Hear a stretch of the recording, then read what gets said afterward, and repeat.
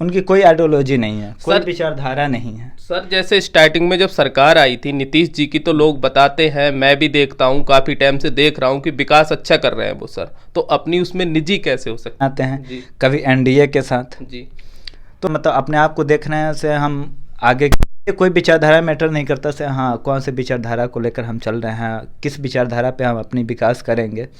तो ये अपनी गद्दी के लिए कभी यूपीए के साथ कभी एनडीए के साथ, अब क्या किया है एक नया माहौल चलाए हैं क्योंकि इतना फेरबदल कर लिए हैं, तो कहीं ना कहीं एनडीए इनको नहीं अपनाती, तो ये इंडिया बना लिए हैं। सर। अब तो इंडिया गठबंधन में मेरा सुन लीजिए, जी सर। इंडिया गठबंधन में ये अपने आप को केंद्र में तलाश रहे हैं, केंद्र में कहीं जगह मिल जाए ताकि मैं बिहार से, क्योंकि बिहार में तो अभी जीतने वाले हैं नहीं। सर जैसे आपका कहने का मतलब है 2024 का इलेक्शन आ रहा है, तो नीतीश जी जब इंडिया से गठबंधन करने के बाद इनकी मंशा कहीं वो दिल्ली पे या लोकसभा में जाने की है क्या? देखिए ऑब्वियसली है, क्योंकि बिहार में उनका तो अब सफाया हो गया और बिहार से सोच रहे हैं से अब वहाँ पे दोबारा नहीं होगा तो केंद्र में कुछ जगह मिल जाए। हालांकि 2024 के चुनाव में मुझे नहीं लगता, हालांकि देखेंगे आगे, अगर होता भी है तो उनका तो जगह फिक्स हो जाएगा, अगर नहीं होता है तो फिर बिहार से वो 2025 से वो गायब है। अच्छा, उन्हें जो अगला नमस्कार, मैं लाल सिंह वर्मा आपके बीच लेके आ रहे हैं बिहार की राजनीति पर आवाज न्यूज का लोक चर्चा प्रोग्राम। मैं आपके बीच लाल सिंह वर्मा और हमारे सहयोगी विवेक सिंह जी हमारे साथ जुड़ चुके हैं। विवेक जी आपका अभिनंदन है। विवेक जी, नीतीश जी कभी किसी सरकार से कभी किसी पार्टी से बार बार गठबंधन कर रहे हैं, जैसे कि एनडीए से अब उनकी बात चल रही है कि इंडिया के साथ गठबंधन कर रहे हैं, तो इसको लेके आप क्या सुझाव और आप क्या समझ रहे हैं सर, बताएंगे जरा। तो इस पर समझने की बात यह है सर, नीतीश कुमार जी पद की राजनीति करते हैं, अपने कुर्सी की राजनीति करते हैं, उनकी कोई आइडियोलॉजी नहीं है, कोई विचारधारा नहीं है। सर जैसे स्टार्टिंग में जब सरकार आई थी नीतीश जी की, तो लोग बताते हैं, मैं भी देखता हूँ, काफ़ी टाइम से देख रहा हूँ कि विकास अच्छा कर रहे हैं वो सर, तो अपनी उसमें निजी कैसे हो सकता आते हैं कभी एनडीए के साथ जी, तो मतलब अपने आप को देखने से हम आगे कोई विचारधारा मैटर नहीं करता से हाँ कौन से विचारधारा को लेकर हम चल रहे हैं, किस विचारधारा पे हम अपनी विकास करेंगे। तो ये अपनी गद्दी के लिए कभी यूपीए के साथ कभी एनडीए के साथ, अब क्या किया है एक नया माहौल चलाए हैं क्योंकि इतना फेरबदल कर लिए हैं, तो कहीं ना कहीं एनडीए इनको नहीं अपनाती, तो ये इंडिया बना लिए हैं। सर तो इंडिया गठबंधन में मेरा सुन लीजिए जी सर, इंडिया गठबंधन में ये अपने आप को केंद्र में तलाश रहे हैं, केंद्र में कहीं जगह मिल जाए ताकि मैं बिहार से, क्योंकि बिहार में तो अभी जीतने वाले हैं नहीं। सर जैसे आपका कहने का मतलब है 2024 का इलेक्शन आ रहा है, तो नीतीश जी जब इंडिया से गठबंधन करने के बाद इनकी मंशा कहीं वो दिल्ली पे या लोकसभा में जाने की है क्या? देखिए ऑब्वियसली है, क्योंकि बिहार में उनका तो अब सफाया हो गया और बिहार से सोच रहे हैं से अब वहाँ पे दोबारा नहीं होगा तो केंद्र में कुछ जगह मिल जाए। हालांकि 2024 के चुनाव में मुझे नहीं लगता, हालांकि देखेंगे आगे, अगर होता भी है तो उनका तो जगह फिक्स हो जाएगा, अगर नहीं होता है तो फिर बिहार से वो 2025 से वो गायब है। अच्छा, उन्हें जो अगला चुनाव आएगा तो सीएम पद के लिए उन्हें जनता नकार रही है? वो तो अभी नकार दी है सर। किसी टाइम पे सबसे बड़ी पार्टी बिहार की थी जी अभी 3rd नंबर पे चले गए हैं। जी सर। तो कहीं ना कहीं अभी उनके जनता नकार दी है।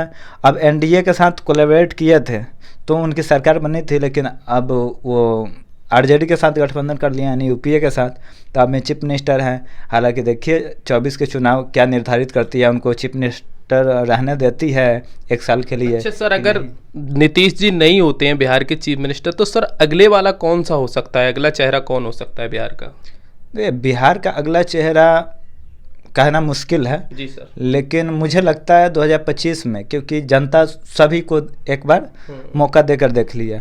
अभी तक की राजनीतिक में चल रहा था से बिहार में तेजस्वी यादव को मौका दिया जाए, लेकिन इस बार जो गठबंधन हुआ है जी सर, यूपीए के साथ नीतीश कुमार का, और वो चीफ मिनिस्टर बने हैं, Tejashwi Yadav vice chief minister बने हैं, यह निर्धारित कर दिया है 2025 में कभी मतलब कितना भी पार्टियां मिला के तो बिहार में जाएं उनकी सरकार नहीं आने वाली है। भारतीय जनता पार्टी हो सकता है कुछ बेहतर करे चिराग पासवान के साथ, लेकिन भविष्य में देखा जाएगा से भारतीय जनता पार्टी किसको चीफ मिनिस्टर की दावेदारी देती है। तो सर जैसे बिहार में पकड़ मुझे तो अच्छी लग रही है कि तेजस्वी यादव 75 सीटें भी लाए हैं इस बार, तो अगली बार भी और अच्छा, क्योंकि काफ़ी मेहनत से लगे हैं, तो उनका प्रयास कहीं ना कहीं अच्छा दिखाई दे रहा है आपको जाता हुआ? देखिए, प्रयास तो सभी पार्टियां करते हैं जी ठीक है, लेकिन इसको समझने वाली बात है जी से 75 सीटें उनको कैसे मिल गई। जी जी 75 सीटें मिलने के पीछे रीजन ये है कि उस समय विकल्प तलाश रहे थे लोग। जी से नीतीश कुमार का विकल्प कौन होगा। भारतीय जनता पार्टी को भी उस समय उतना सहयोग नहीं कर पा रहे थे। भारतीय जनता पार्टी खुद नीतीश कुमार से गठबंधन किए हुए थे, तो नीतीश कुमार से थोड़ा परेशान होकर लोग मतलब देखा विकल्प तो तेजस्वी यादव, उनको बिहार की जनता को लगा क्या से जो लालू प्रसाद यादव किए वो शायद तेजस्वी यादव नहीं करेंगे, क्योंकि नए जनरेशन के नेता हैं, युवा नेता हैं, कुछ मतलब उम्मीदें युवाओं का काफ़ी उम्मीद रहा, जिस उम्मीद पे खड़ा सरकार में गठबंधन करके वो नहीं उतर पाए, तो युवा भी उनके मतलब जुड़ नहीं रहे हैं, उनसे कहीं ना कहीं अलग हो रहे हैं और दूसरे को मौका देने को तलाश में। सर जैसे आप देखते हैं कि बार बार चिराग पासवान जी भी अपने बड़े बड़े वादे करते हैं, उनकी भी राजनीति में काफ़ी पकड़ बढ़ी हुई है, काफ़ी कुछ लोकप्रियता बढ़ी है, तो सर उनके लिए आप क्या कहना चाहते हैं? क्योंकि जो बिहार में एक बेकेंद्रीकरण हो गया है सत्ता का, सर केंद्रीकरण अब होगा क्या? है विकेंद्रीकरण नहीं होता है, सरकार बहुमत से बनती है जी चाहे किसी की हो। गठबंधन जहाँ चिराग पासवान की बात कही जाए, बेशक बहुत अच्छे नेता हैं, जी बहुत व्यवहारिक हैं और सोशलिस्ट हैं, जी तो बिहार के लिए उनका एक और बहुत अच्छा लगता है, बिहार फर्स्ट बिहारी फर्स्ट। तो ये इसको लेकर कहीं ना कहीं वो अपनी राजनीति कर रहे हैं और बिहार के विकास के लिए वो सांसद में आवाज़ हो चाहे बिहार के किसी अन्य क्षेत्र में भी जाके आवाज़ उठाते हैं, तो बहुत अच्छा विकल्प है। और कहे जाते हैं से बिहार में मतलब बीजेपी के, भारतीय जनता पार्टी का हनुमान की भूमिका निभाते हैं और बेशक वो हनुमान की भूमिका 2024-25 दोनों में निभाएंगे। और मुझे लगता है अगर सरकार बनती है गठबंधन के साथ एनडीए का, जी तो चिराग पासवान को शायद वाइस चीफ मिनिस्टर यानी उप मुख्यमंत्री भारतीय जनता पार्टी उनको बनाए।